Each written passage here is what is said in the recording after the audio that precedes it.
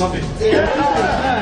For those of you watching online, I want to get testimony. As your hands are lifted above your head, between now to the next 72 hours, Lord, let there be massive testimony.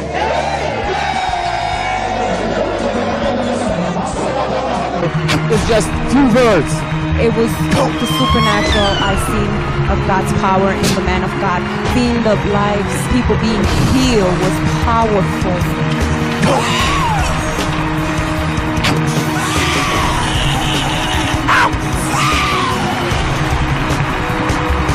Miracles happening left and right, and deliverance and salvation. I'm telling you, the man of God, hallelujah, is filled with the word of God, and the word of God is transforming people's lives. Hallelujah, glory to God. Just seeing the miracle.